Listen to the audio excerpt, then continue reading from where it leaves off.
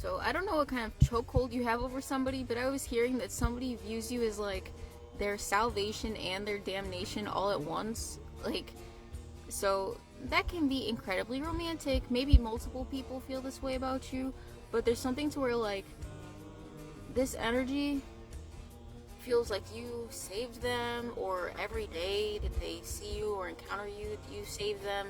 But they also feel this sense of like almost being consumed by you in a way, to where they like feel it's like maybe their ego feels like because in some way you destroy their ego, um, and you pull at their soul, like you're like pulling their soul out to the forefront while their ego is like fading in the background, and that can feel a bit scary,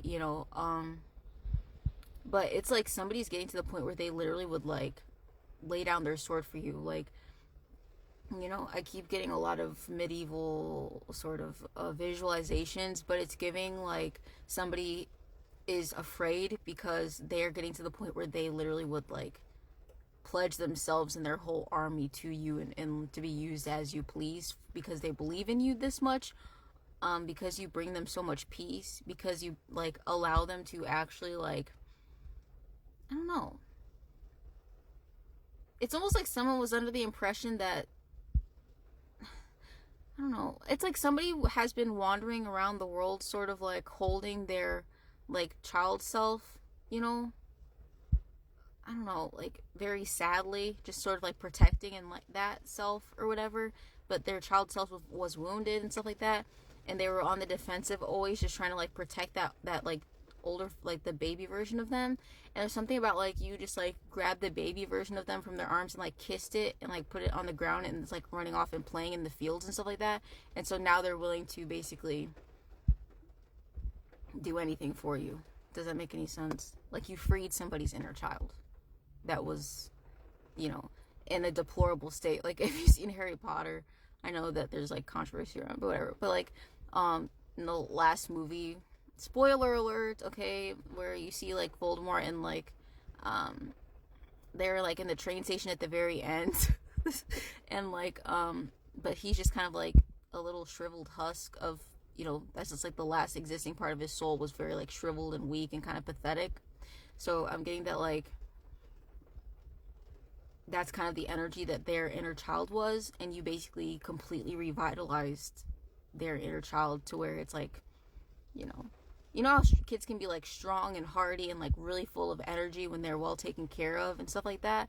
And like, there's some kids who are tough and like when they fall they don't, they get right back up and they don't cry, and funny, just like revitalized. So there's something about like you encountering this person even once did that to like heal their inner child, revitalize their inner child that way, and they will do anything for you because of that.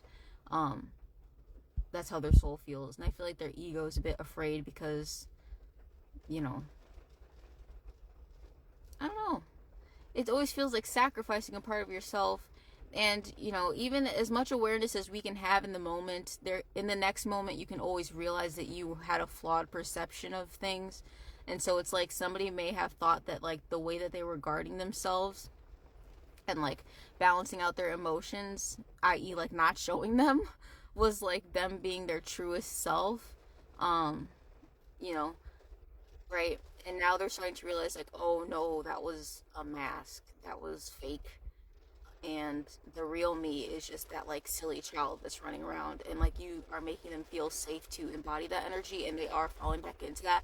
So if this is somebody you're dealing with, you may have noticed that like when you first started talking to them, they were very like business-like or overly formal even. It may have felt like talking to them was like having an interview, I don't know. But I'm getting that like you just like saw, you just like were treating them like their inner child, and so you were just like talking to them like how you would talk to the healed version of them, right?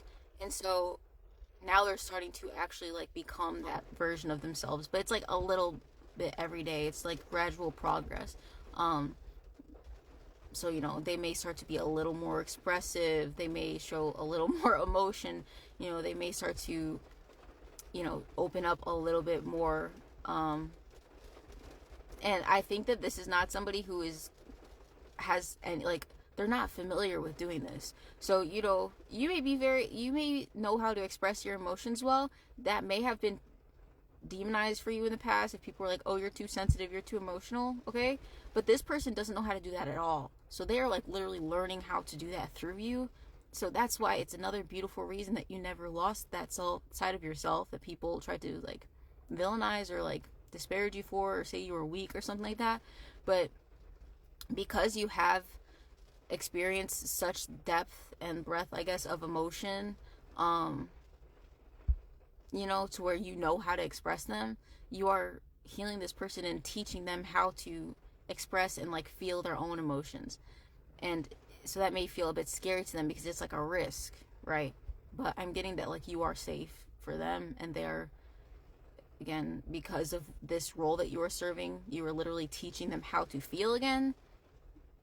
Then yes, they are willing to pledge their whole life to you, is honestly what I'm getting. And I'm getting that like, because they make you feel safe to be that version of you that can freely express your emotions, they don't make you feel silly or stupid for doing so.